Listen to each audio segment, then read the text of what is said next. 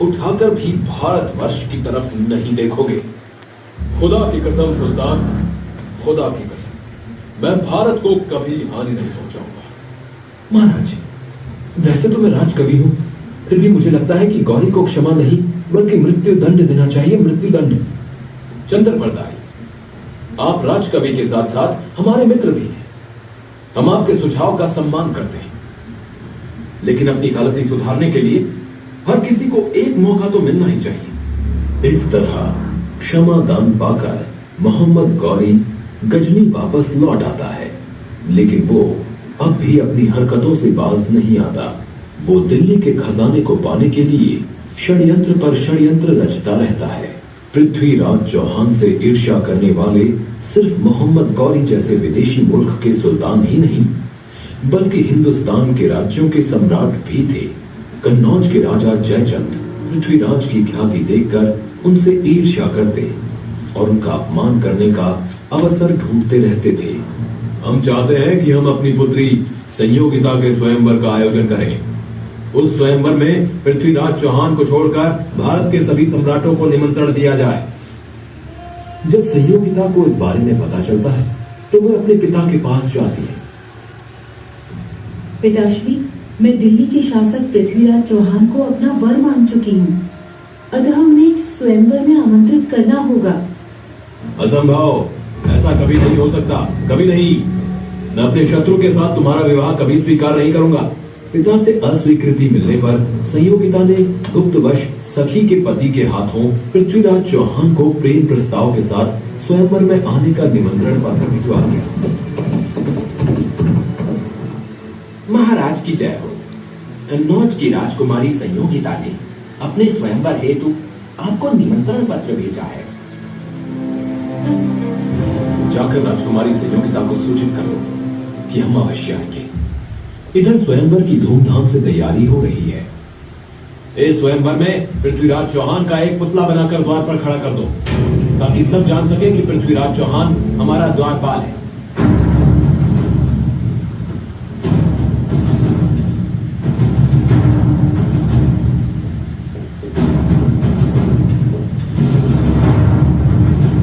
महाराज, अभी सूचना मिली है कि आपके अपमान के उद्देश्य से जयचंद ने आपका पुतला बनवाकर द्वारपाल के रूप में लगवाया है।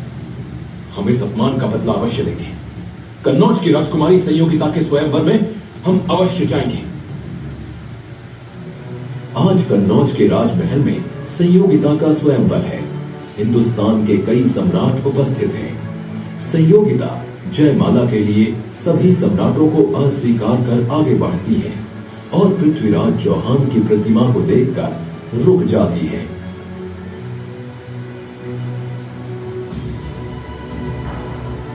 ये प्रतिमा तो मेरे पृथ्वीराज चौहान की है, जिन्हें मैं अपने वर के रूप में स्वीकार कर चुकी हूँ।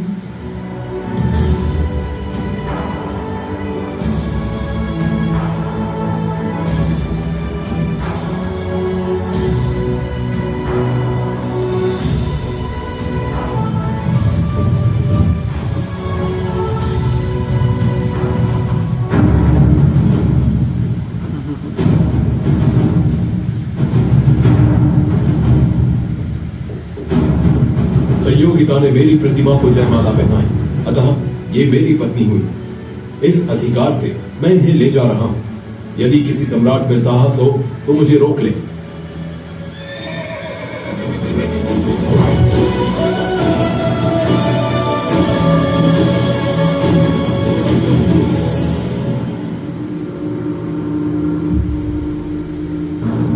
पृथ्वीराज चौहान ने भरी सभा में हमारा अपमान करके अच्छा नहीं किया। इस अपमान का बदला हम बड़ी से बड़ी कीमत चुकाकर भी लेंगे। क्षमा करें महाराज, लेकिन हम अकेले पृथ्वीराज चौहान का सामना नहीं कर सकते। एक ऐसा व्यक्ति है जो हमारी सहायता कर सकता है, वो है गजनी का सुल्तान मोहम्मद गौरी। मैं गौरी के साथ संधि कर पृथ्वीराज चौहान को नष्ट करूंगा और दिल्ली का शासक बन जाऊंगा। मंत्री जी, शीघ्र ही हमारा संधि का प्रस्ताव गौरी तक पहुंचाइए। संधि प्रस्ताव लेकर जयचंद का दूत गजनी के सुल्तान मोहम्मद गौरी के पास जाता है।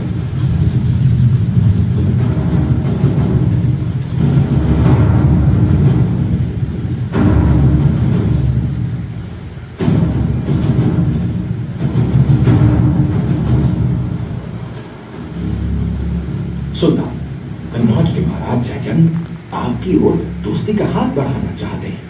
आप पृथ्वीराज चौहान पर आक्रमण करें, हमारी सेना आपके साथ है, सारी दौलत आपकी होगी और दिल्ली का सिंहासन महाराज जयचंद का।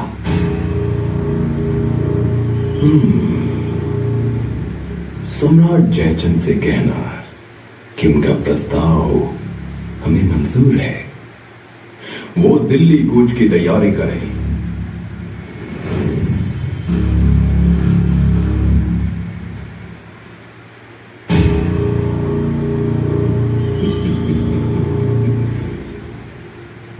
चाहे कोई कितना ही बलवान क्यों ना हो, भूख इंसान को कमजोर बना देती है।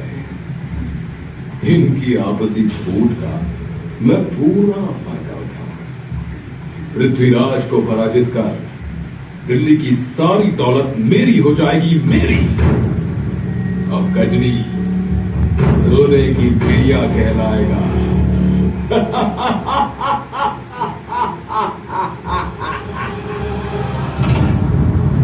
अत्यंत विशाल सेना के साथ जयचंद और गौरी मिलकर दिल्ली पर आक्रमण कर देते हैं। उनकी विशाल सेना ऐसे लग रही थी मानो वो दिल्ली को निकल जाएगी। महाराज, सूचना मिली है कि कन्नौज के राजा जयचंद से संधि कर गौरी ने दिल्ली पर हमला बोल दिया है। क्या जयचंद ने गौरी से संधि कर ली? हम बाहर के दुश्मन को तो एक बार माफ कर सकते हैं, लेकिन देशद्रोही को नहीं। सैनिकों, युद्ध के लिए तैयार हो जाओ।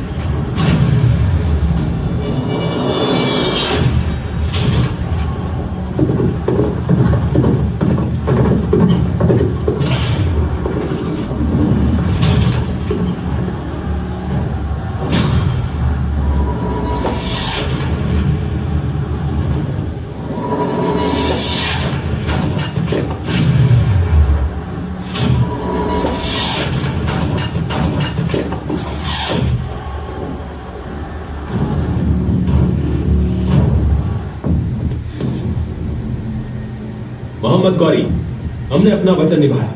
अब तुम भी हमें दिल्ली का शासक बनाकर अपना वचन पूरा करो। जयचंद, तुम्हारी सहायता के बिना तो पृथ्वीराज चौहान को हराना संभव ही नहीं था। तुम्हें तो जरूर इनाम दिया जाएगा। सैनिकों, इस गद्दार जयचंद को बंदी बना लो।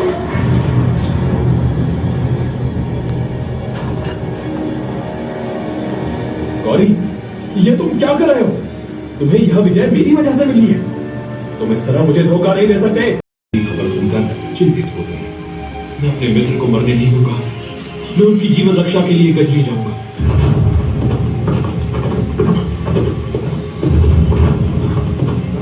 मोहम्मद गौरी, तुमने सम्राट पृथ्वीराज को बंदी बनाकर उनकी आंखें फोड़ दी। क्या तुम भूल गए कि इसी पृथ्वीराज ने तुम्हें 16 बार माफी की भीख दी थी? भीख। सैनिकों, बंदी बनाकर इसे भी इसके मित्र के साथ बंदी गृह में डाल दो।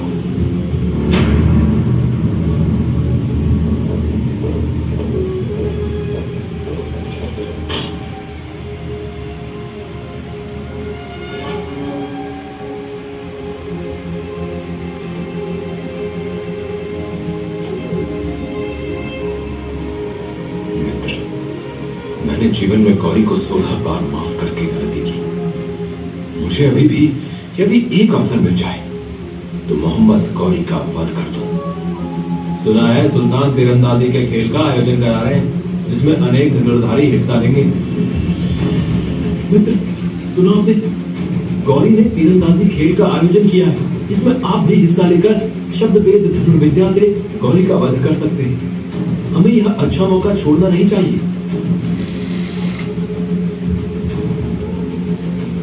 चंद्रवर्ताई, क्या तुम भूल गए हो कि हमारी आंखें फोड़ दी गई हैं? ऐसे में तीरंदाजी कैसे संभव है? महाराज, आप बस देखते जाइए। सिपाही, हम सुल्तान से तीरंदाजी खेल के सिलसिले में कुछ कहना चाहते हैं। मेरा ये संदेश शीघ्र सुल्तान तक पहुंचाओ। गौरी की अनुमति पाकर चंद्रवर्ताई को दरबार में पेश किया जाए। सुल्तान, आपने जो तीरंदाजी के खेल का आयोजन किया है, उसमें मेरे मित्र पृथ्वीराज चौहान भी हिस्सा लेना चाहते हैं। क्या एक अंधा तीरंदाजी करेगा? आपने पृथ्वीराज का यह करतब देखा ही कहाँ है। आंखें ना होने के बाद भी वे अच्छा निशाना लगा सकते हैं, आवाज सुनकर तीर चला सकते हैं। असंभव, असंभव। आप अवसर देकर स्वयं देख लीजिए। ठीक है, उसकी मौत से पहले उसका ये हुनर भी देख लेंगे। और यदि पृथ्वीराज चौहान का निशाना चूक गया तो उसके साथ तुम्हें भी मौत की सजा मिलेगी। समझे? मुझे मंजूर है। गौरी को परास्त करने का आपको एक सुनहरा अवसर मिला है। आप शब्दभेद कला में निपुण हैं। इस खेल में आप तवे पर बाण न चलाकर गौरी पर बाण चला देना। लेकिन मुझे पता कैसे चलेगा कि गौरी कहां बैठा है? दोहे के द्वारा मैं बताऊंगा कि गौरी कहां बैठा है, और आप मेरे शब्दों के आधार पर गौरी पर तीर चला देना। इस तरह योजना बनाकर पृथ्वीराज के साथ चंद्रवर्ताई तीरंदाजी के खेल में उपस्थित होते हैं। सुल्तान, तवे से निकली आवाज सुनकर पृथ्वीराज उस तवे पर तीर चलाएंगे। लेकिन सुल्तान, आपको 3 बार हुक्म देना होगा, तभी मेरे मित्र तीर चलाएंगे। तीर चलाओ पृथ्वीराज चौहान। हे पृथ्वीराज, कमान बांध, है अंतिम अवसर यही। एक बाण से लक्ष्य भेद कर मत चूके चौहान। 4 बास 24 गज, अंगुल अष्ट प्रमाण। ता ऊपर सुल्तान है, मत चूके चौहान। लगाओ निशाना, निशाना साधो पृथ्वीराज। गौरी की आवाज तथा दोहा सुनकर पृथ्वीराज गौरी पर तीर चला देते हैं।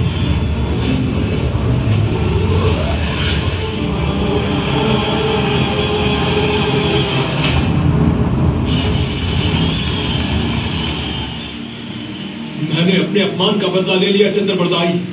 मैंने अपने अपमान का बदला ले लिया।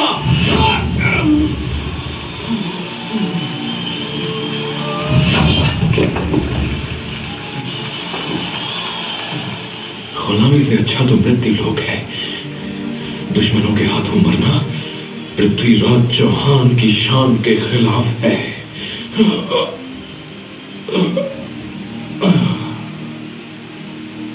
पृथ्वीराज चौहान और चंपरदाई ने योजना बनाई थी कि गौरी को मारने के बाद अपने स्वाभिमान की रक्षा हेतु हम अपने प्राण त्याग देंगे। अतः दोनों ने एक दूसरे का वध कर दिया। जो कि गर्भाधान से लेकर अंत्येष्टि पर्यंत है। कुल अपन बात करते हैं गर्भाधान संस्कार की, जो कि राजस्थान की वेशभूषाओं के माध्यम से बताया गया है। गर्भाधान संस्कार का महत्व होता है एक सुसंतान प्राप्ति, यानी कि एक सर्वश्रेष्ठ संस्कारों वाले संतान के लिए पति पत्नी तो दोनों प्रयत्न करते हैं क्योंकि हमें एक अच्छे संस्कारों वाले संतान प्राप्त हुए। और वह संस्कारों वाले संतान कब प्राप्त कर पाते हैं? जब वो खुद भी संस्कारों वाले होते हैं। इसके लिए उनको खुद को सुसभ्य और सुष्कृत होना है, तो शारीरिक, मानसिक, आत्मिक और आध्यात्मिक रूप से परहित के कामना के साथ अवरोध होना चाहिए, फिर गर्भाधान करना चाहिए, क्योंकि वही संतान आने वाले समय में एक शुभ प्रजा के रूप में विश्व कल्याण का कार्य करती है। अगला है पुंसवन संस्कार, जो कि कर्नाटक का लोक किया गया। पुंसवन का अर्थ है शरीर की पुष्टि, यानी कि जो गर्भ में पल रहा है शिशु, उसके शरीर का विकास हेतु ये संस्कार तीसरे से चौथी माह में किया जाता है। इसमें गर्भिणी को कुछ ऐसी औषधियाँ होती है जो वेद मंत्रों के माध्यम से सुंघाने का निर्देश दिया है, जैसे वटवृक्ष, जड़े, जटापतियाँ, जिससे उसके गर्भ का और जो गर्भ में पल रहा है शिशु, उसका विकास सही तरह से होने लगता है। अगला है श्रीमंत उन्नयन संस्कार, जो कि हिमाचल प्रदेश का लिख दिया गया है। श्रीमंत उन्नयन का अर्थ होता है मस्तिष्क की उन्नति, यानी कि मस्तिष्क का विकास हेतु संस्कार किया जाता है। इसमें गर्भिणी को कुछ पौष्टिक आहार खिलाए जाते हैं, अच्छा भोजन कराया जाता है, ताकि वो जितना अच्छा भोजन ग्रहण करती है उतनी अच्छी मस्तिष्क के साथ तेज और प्रखर बुद्धि वाली संतान प्राप्त होती है। अगला जातकर्म संस्कार, जो कि पंजाब का लोक दिया गया है। जब शिशु का जन्म हो जाता है तो जन्म के बाद पिता एक सोने की शाखा को शहद में डुबोकर उसकी जीवा पर ओम लिखते हैं, ताकि वो ओम का जीवन पर स्मरण कर सके, क्योंकि ओम परमात्मा का सर्वश्रेष्ठ और निज नाम, बाकी तो अनेकों नाम है, लेकिन मुख्य और निज नाम होता है ओम, और ओम का जीवन में बहुत ही महत्व होता है। ये नामकरण संस्कार है, जो कि महाराष्ट्र का लोक दिया गया है। मध्यकालीन समय में क्या होता था, विचित्र कुछ भी नाम रखते हैं, जिससे कोई अर्थ नहीं होता था। भुवरमल, सुवरमल, कठोरमल, कटोरी देवी, बर्फी देवी, कुछ भी नाम रख दिया करते थे। इसलिए महर्षि दयानंद सरस्वती जी ने इसका निषेध किया और कहा हमेशा सुंदर, सार्थक, सरल शब्दों में नाम होना चाहिए, जिससे उसे बचपन से ही समाज जन में, मित्रों में आदर मिले, प्रेरणा मिले, ऐसे नाम रखना चाहिए। ये निष्क्रमण संस्कार होता है, जो कि मणिपुर का लोक दिया गया है। निष्क्रमण संस्कार अभी तक तो शिशु जन्म के बाद घर के अंदर ही था, लेकिन प्रकृति से मिलाप हेतु उसका स्वास्थ्य अनुकूल समय देखकर 4 माह के अंदर अंदर घर से बाहर निकालते हैं। प्रातः के समय सूर्य दर्शन करवाते हैं, रात्रि के समय चंद्र दर्शन करवाते हैं, और कुछ वेद मंत्रों के साथ प्रभु से कल्याण की प्रार्थना करते हैं कि हमारे शिशु का स्वास्थ्य जीवन भर अच्छा बना रहे। ये अन्नप्राशन संस्कार है, जो कि केरल का लोक दिया गया है। अन्नप्राशन संस्कार जब शिशु को प्रथम बार भोजन कराया जाता है, वह 6 माह तक अपनी माता का स्तनपान करता है, लेकिन जब 6 माह के बाद उसे भोजन की आवश्यकता होती है, तब उसे भोजन के साथ साथ घी, शहद, दही आदि मिश्रण करके खिलाना चाहिए। साथ ही उसे सात्विक अन्न देना चाहिए, क्योंकि सात्विक अन्न से ही सात्विक कृतियाँ बनती है। सात्विक अन्न कैसा होना चाहिए? जो चोरी का ना हो, रिश्वत का ना हो, लूटपाट का ना हो, किसी को कष्ट पहुंचाने लायक ना, इस तरह का। क्योंकि एक कहावत है, आपने भी सुनी होगी, जैसा खाया अन्न वैसा हुए मन। वो जिस प्रकार का भोजन ग्रहण करता है उसी प्रकार उसका मानसिक संतुलन भी कार्य करने लगता है, इसलिए शिशु को उचित मात्रा में सही भोजन ही देना चाहिए। अगला है चूल्हाकर्म संस्कार, जो कि जम्मू कश्मीर का लोक दिया गया है। चूल्हाकर्म संस्कार जो बालक के जन्म के जो कोमल बाल होते हैं, मलिन बाल, जो उसके मस्तिष्क की रक्षा कर रहे होते हैं, लेकिन कुछ समय बाद भारीपन का कार्य करने लग जाते हैं। जब बालक के दांत आने शुरू हो जाते हैं तब उसका स्वभाव चिड़चिड़ापन का हो जाता है, इसलिए इन बालों को काटना अति आवश्यक होता है। इन बालों को काटने से उसके मस्तिष्क का विकास भी सही तरह से होने लगता है और नए बाल भी तेजी से आने शुरू होते हैं। कर्णवेद संस्कार जो गुजरात का लोक दिया गया है। कुछ लोग कान सिलवाने का अर्थ सिर्फ आभूषण पहनने से लेते हैं कि कान तो आभूषण पहनने के लिए सिलवाया जाता है, लेकिन आचार्य सुश्रुत जी ने बताया कि कान में एक विशेष नाड़ी होती है, अगर उसी जगह जो व्यक्ति होते हैं उनके द्वारा अगर उसी स्थान पर सही तरीके से सेद किया जाए तो हर्निया नामक रोग आजीवन भर नहीं होता है और ऐसी कई प्रकार की और भी बीमारियां नहीं होती, ऐसा बताया उन्होंने। अगला है उपनयन।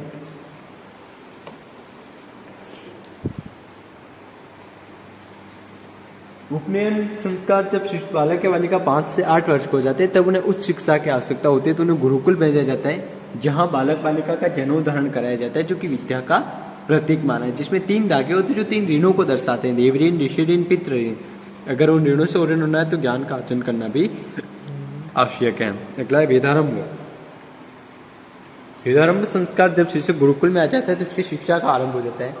तो गुरु उससे वेदों का ज्ञान कराते ही शारीरिक, मानसिक, आत्मिक और आध्यात्मिक रूप से भी परिपूर्ण करते। शिष्य एक संविदा लेके खड़ा होकर कह रहे आचार्य, मैं शु की संविदा के समान हूँ जिसमें कोई ज्योति नहीं है। इसे मैं अग्नि में डालते थे कैसे जल उठती है, वैसे ही आप भी ज्ञान से परिपूर्ण उज्ज्वल है, तो मुझे भी ज्ञान से परिपूर्ण कर दीजिए। गुरु उसे भी ज्ञान से परिपूर्ण करते हैं। अगला है क्षमावर्तन संस्कार। क्षमावर्तन मतलब समान वातावरण रखना। यह सभी शिष्य 16 या 18 वर्ष में गुरुकुल में आते हैं। जब इनकी शिक्षा पूर्ण हो जाती है, गृहस्थ की ओर प्रस्थान करते हैं, तब गुरु से आशीर्वाद लेते हैं। तो गुरु उनको समान वातावरण होते हुए इनके गुण, कर्म, स्वभाव और रुचि अनुसार समान 4 वर्ण बताते हैं, ब्राह्मण, क्षत्रिय, वैश्य और शूद्र। ये न कोई जातिगत बताएं, इनकी योग्यता के, रुचि के अनुसार बताएं कि किसने किस क्षेत्र में रुचि रखी, उस क्षेत्र में ये परिपूर्ण हुए। अगला है विवाह संस्कारों के माध्यम से बताया जाए। विवाह का उद्देश्य होता है गृहस्थ जीवन में रहते हुए धर्म का पालन करना चाहिए।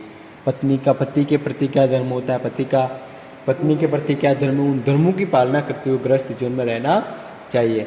जो फेरों के साथ जो वेद मंत्र जो बोले जाते हैं, अगर उन वेद मंत्रों को पति पत्नी सही तरीके से अगर अपने जीवन में समावित कर दें तो अपने को देखने को मिलते हैं। कहीं कहीं पति पत्नी के झगड़े वो भी देखने को नहीं मिलेंगे और जीवन भर एक दूसरे का साथ नहीं छोड़ेंगे, चाहे कैसी भी परिस्थितियाँ क्यों ना आ जाए। ये वानप्रस्थ संस्कार है। जब व्यक्ति को अपने लिए नहीं करके कुछ दूसरों के प्रति कार्य करने की बारी आती है, तब वो वन में चला जाता है। वन में रहने वाले बालकों को शिक्षा देते हैं, वही छोटा सा गुरुकुल बना लेते हैं, वही वानप्रस्थ संस्कार कहलाता है। अगला संन्यास, जो कि व्यक्ति किसी भी अवस्था में मोह, माया, लोभ आदि एकत्व ममत्व भावों को त्याग देता है और जो सिर्फ ईश्वर की उपासना और जो विश्व कल्याण के लिए जो कार्य करता है, मानव कल्याण हेतु कार्य करता है, वही सही अर्थों में सन्यासी कहलाता है। न कोई गहरू रंग के कपड़े पहनने से और झोली झंडे लेके घूमने से भी सन्यासी नहीं बन जाता है। अगला अंत्येष्टि संस्कार, जो कि व्यक्ति के जीवन का अंतिम संस्कार होता है। जब व्यक्ति की मृत्यु हो जाती है तो अपने वैदिक संप्रदाय के अनुसार उसका दाह संस्कार करना उचित माना है। कुछ लोग कहते हैं कि दाह संस्कार करना उचित क्यों माना है। दाह संस्कार करना उचित इसलिए माना है क्योंकि उसका शरीर पंच तत्वों से मिलकर बना होता है। दाह संस्कार करने से उसका शरीर भी सही पंच तत्वों में विलीन हो जाता है और अपने पर्यावरण में भी प्रदूषण नहीं फैलता है। ये महिला बताएगी जो कहते थे कि महिलाएं दाह संस्कार पर नहीं जाती है, लेकिन महर्षि दयानंद सरस्वती जी ने सत्यार्थ प्रकाश में बताया कि ऐसा किसी भी ग्रंथ में नहीं लिखा गया है कि महिलाएं दाह संस्कार पर नहीं जाती। महिलाओं का भी अधिकार होता है, लेकिन माना है कि कुछ एक महिलाओं का हृदय क्या होता है, काफ़ी कोमल होता है। जिससे किसी के परिवारजन में मृत्यु होगी तो महिला उस दाह संस्कार के दृश्य को सहन नहीं कर पाएगी, इसलिए महिलाएं दाह संस्कार पर नहीं जाती है, बल्कि महिलाओं का भी अधिकार होता है। महर्षि दयानंद सरस्वती जी का कहना है कि प्रत्येक दाह संस्कार पर परिवारजन या परिवारजन हो तो समाजजन का कर्तव्य बनता है कि 3 पेड़ अवश्य लगाएं जिससे अपने प्रकृति में शुद्धिकरण बना रहे। धन्यवाद। आज के दिन देख लीजिए आप भी देख लीजिए। यहाँ से आप बता दें। तो स्थान को आर्यावर्त चित्रदुर्गा कहते हैं। आर्यावर्त हमारे भारत देश का नाम था। चित्रदुर्गा ये सारी हैंडमेड पेंटिंग है। ये पहला पॉइंट है वेदों के बारे में। जब सृष्टि का निर्माण हुआ था उस समय जो मनुष्यों की प्रथम पीढ़ी आई थी तो उस समय उन्हें कोई ज्ञान नहीं था, तो उनको ज्ञान दिया ईश्वर ने वेदों के माध्यम से। सबसे पहले इन 4 ऋषि के हृदय में ज्ञान प्रकटीभूत किया। नाम था महर्षि अग्नि, महर्षि वायु, महर्षि आदित्य, महर्षि अंगिरा। एक एक वेद का ज्ञान प्रकटीभूत हुआ। इनको ऋग्वेद का, यजुर्वेद का, सामवेद का, अथर्ववेद का इन्होंने दिया ब्रह्मा जी को। तो वो सबसे पहले चतुर्वेदी हुए, 4 वेदों की ज्ञाता। आपने ब्रह्मा जी की हर जगह 4 मुख देखे होंगे, वो कोई 4 मुख नहीं है बल्कि प्रतीक है कि ये सबसे पहले 4 वेदों की ज्ञाता हुए। इन्होंने जो 4 वेद का ज्ञान था उसको आगे दिया, जो नई आने वाली जो पीढ़ी थी उसमें दिया, और उन सबने आगे से आगे दिया। तो ये ज्ञान आगे से आगे बढ़ता चला गया, लेकिन बीज रूप में। अब इसको हर व्यक्ति समझ नहीं सकता, इसलिए ईश्वर ने विस्तार से समझाने का कार्य किया। योग दर्शन पतंजलि जी ने लिखा था, महर्षि कणाद ने परमाणु की खोज की, वैशेषिक दर्शन लिखा था, गौतम जी ने न्याय दर्शन लिखा था, कपिल जी ने सांख्य दर्शन लिखा था, वाल्मीकि जी की इतिहासकार है, रामायण के रचनाकार जैमिनी जी ने मीमांसा दर्शन लिखा था, और वेद व्यास जी ने वेदांत दर्शन लिखा। व्याकरणाचार्य ने पाणिनि जी सर्जरी की शुरुआत सुश्रुत जी ने की, और चरक जी ने चरक संहिता लिखा, मेडिसिन बनाया था। ये भी महर्षि थे। चाणक्य जी, आर्यभट्ट, वराह महल, इनके बारे में आपने सुना होगा। लेकिन भास्कराचार्य ऋषि भारद्वाज जी के बारे में कम सुनने में आता है। भास्कराचार्य जी ने न्यूटन से पहले ग्रेविटी की खोज की और भारद्वाज जी ने विमान की खोज की। आपने सुना होगा कि रामायण के समय विमान थे तो उसकी खोज करता ऋषि भारद्वाज थे। और ये पूरा भगवान श्री राम के ऊपर है, श्री रामचरित्र का कक्ष है। रामायण के बारे में हमको जानकारी मिलती है, लेकिन क्या है कि हम टीवी सीरियल में देखते हैं, वहाँ पे सब अपने अपने हिसाब से बता दिया। आपने देखा होगा कि शूर्पणखा का लक्ष्मण जी ने नाक काट दिया। नाक काट दिया मतलब वास्तविकता में उसकी नाक नहीं काट दी, बल्कि जब वो अपना प्रस्ताव लेकर गई तो प्रस्ताव फुसला दिया, उसे मना कर देने पर ऐसा लगा नाक कट गई, मानो मेरी बेइज्जती कर दी, अपमान कर दिया, कहावत मारो तो वही वाली कर दी थी। हनुमान जी को हम सभी जानते हैं, इतने बड़े ज्ञानी व्यक्ति थे, 4 वेदों के अखंड पंडित व्यक्ति थे और इतने बड़े ज्ञानी विद्वान को आजकल एक बंदर बनाकर दिखा दिया। वो कोई बंदर नहीं थे, वानर थे। वानर का सही अर्थ होता है वन में रहने वाला नर, जंगल में रहने वाला पुरुष। और उनके जो पूंछ देखते हैं तो पूंछ नहीं, बड़ी पहुंच थी। जो बड़े बड़े जो विद्वान थे वो उनसे पूंछ के काम करते थे। उस पहुंच का पूंछ बना दिया और जिससे लंका जलाई थी, उस समय एक हथियार था जिसका नाम था लांगुल, जिसको पहन के लंका जलाई। उनकी माता जी की पूंछ नहीं थी और बाली सिगुरी के बचने की पूंछ नहीं, तो उनकी पूंछ कहाँ से आ जाएगी, इसका हम अंदाजा लगा सकते हैं। इसी प्रकार से पूरा भगवान श्री कृष्ण जी के बारे में है। हमको पता है उनका जन्म एक कैद में हुआ था, लेकिन वो कोई कारावास नहीं था, नजरबंद कैद था जिसमें सारी प्रकार की सुख सुविधाएं थी, लेकिन दासी हमेशा 24 घंटे उन पर नजर रखा करती थी। उनके 16 संस्कार हुए, उनमें से यहाँ पे कुछ एक बताए गए हैं। बचपन का शौर्य के बारे में आपको जानकारी होगी। ये भी आपके सुनने में आया होगा कि भगवान श्री कृष्ण ने गोवर्धन पर्वत को कनिष्ठ उंगली पे उठाया था। वो एक पल को मान भी लिया कि उठा लिया, तो वो तो कनिष्ठ उंगली पे टिका हुआ है, साइड में दीवार वगैरह तो है नहीं। तो मान लो जो बारिश का पानी आएगा, बाढ़ का पानी, तो गोवर्धन तो ऊपर से बजाएगा, वहां से पानी आएगा, सबको बहा के लेके चला जाएगा। फिर उठाने का मतलब क्या है, उठाया नहीं था। उनका नेतृत्व तो इतना तेज था कि जब लोगों को लगा अब तो हम बच नहीं सकते, उस समय श्री कृष्ण फटाफट से सबको ले गए। जो ऊपर जो कंदराएं जो गुफाएं थी उनमें सबको सुरक्षित किया और ये कार्य इतने कम समय में किया कि लोग इतने खुश हुए कि इतना मुश्किल काम इतनी आसानी से किया कि मानो पहाड़ उठा लिया। जैसे कहते हैं ना कि बच्चों ने इतना शोर मचाया पूरा घर से रफड़, कहावत होती है। ये जो पहले के टाइम मेवाड़ में मुद्राएं चलती वो है, ये सत्यार्थ प्रकाश ग्रंथ है। ये महात्मा हंसराज है, डीएवी स्कूल के संस्थापक है। आगे और पूरा मेवाड़ का दर्शन है, आइए।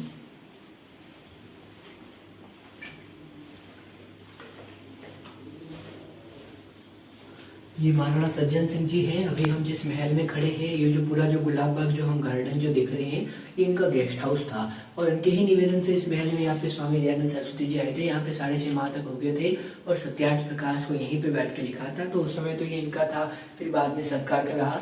अब इसको अब महल का समाज चलाता है, डोनेशन चलता है। पहले के टाइम इनका गेस्ट हाउस के रूप में बनवाया था। और ये सारे जो आर्यसमाज के महापुरुष थे जिन्होंने अपना सारा जीवन आर्यसमाज में दिया, तो सभी के बारे में यहाँ पे जानकारी है। ये प्रमुख पुस्तकें जो वैदिक साहित्य है, सनातन वैदिक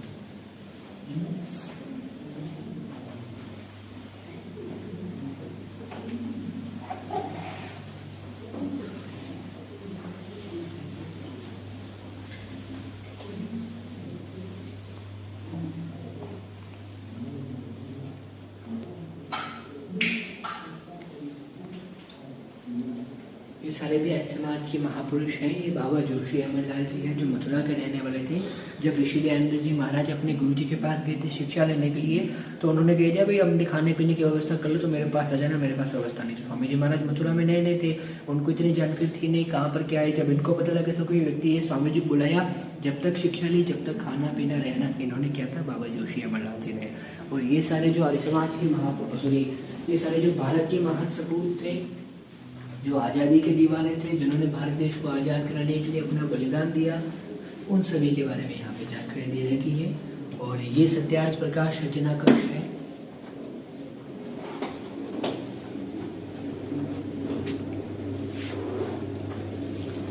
ये वो कक्ष है जहाँ पे बैठ के ऋषि दयानंद जी महाराज ने जो उनका सबसे प्रसिद्ध ग्रंथ है सत्यार्थ प्रकाश, उसको इसी कक्ष में बैठ करके लिखा गया था स्वामी जी द्वारा। सत्यार्थ प्रकाश पुस्तक के 14 समोल्लास है, जिसके प्रतीक के रूप में 14 मंजिला स्तंभ और 112 शिक्षा यहाँ पे सत्यार्थ प्रकाश की लिखी है। इसे कहते हैं सत्यार्थ प्रकाश स्तंभ। यहीं पे बैठ के ऋषि दयानंद जी महाराज ने सत्यार्थ प्रकाश ग्रंथ को पूरा किया था। उस समय खिड़कियां खुली हुआ करती, बाहर सूर्य का प्रकाश था, लाइट वगैरह कुछ नहीं था।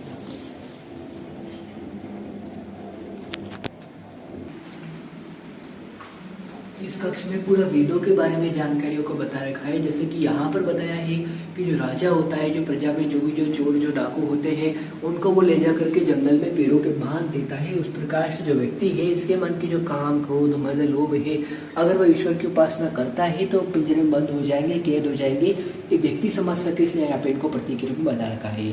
यहाँ पे बताया कि दूसरों की उन्नति में प्रसन्नता का अनुभव करे, वो दयालु व्यक्ति कहलाता है। एक व्यक्ति कह रहा है मैंने इतना बड़ा मकान बनाया, तो उसकी उन्नति देखिए, इस व्यक्ति को प्रसन्नता का अनुभव हो रहा है, दयालु व्यक्ति है। यहाँ पे कहा है कि सुख समृद्धि के लिए तकनीक का उपयोग कीजिए। आप ऐसा यान बनाइए जो धरती पर, आसमान में, पानी पे सब जगह चल सके। जुआ कभी न खेले। राजा प्रजा के कार्य के लिए हमेशा तत्पर होता है। अगर वो ऐसा कुछ भी निजी काम करता है, वहां पे कोई उपस्थित होता है, पहले पहुंचना होगा वहां पे, उसको ऐसा नहीं होना चाहिए। बड़े विद्वानों का हमेशा सत्कार करें और वो भी हमेशा सदुपदेश देवे। संतान को उत्तम शिक्षा अवश्य देवे और वो भी उसी शिक्षा से आगे विश्व कल्याण का कार्य कर पाए। जो शहीद हुए हैं सैनिक, उनकी परिवार की रक्षा कर्तव्य हमारा बनता है। भूखे व्यक्ति, उस तरफ भूखे व्यक्ति को अन्न अवश्य खिलाएं और महिला भी युद्ध में भाग लेके तकनीक का सहारा लेके विजय को प्राप्त कर सकती है। किए हुए कर्म का यथायोग्य फल अवश्य मिलता है। वधु गृह की साम्राज्ञी होवे, जिस प्रकार से सम्राट होता है इस प्रकार से वधु गृह की साम्राज्ञी होती है। और ये जो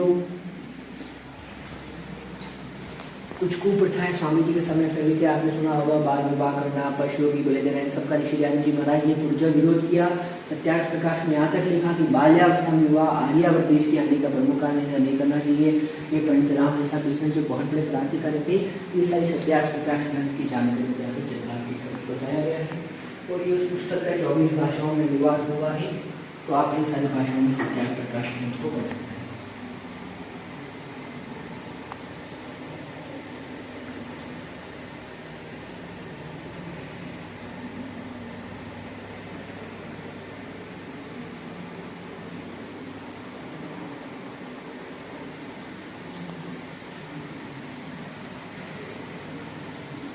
ये भी सारी सत्यार्थ प्रकाश की जानकारी है। जैसे कि अंधविश्वासों का विरोध पृथ्वी शेष नाम में है, चटाई समान चपटी बैल के सर पर खूब सारी अविद्या है। लेकिन विद्या क्या है हम तो जानते हैं। कुछ लोग कहते हैं मरने के बाद स्वर्ग होता है, नरक होता है। ऋषिदानंद जी महाराज ने कहा यही तो होता है कि सुख से जीवन जी रहा स्वर्ग में है, जो अपने कर्मों के कारण दुख में जीवन जी रहा नरक में है। कोई अलग से स्थान विशेष नहीं होता है।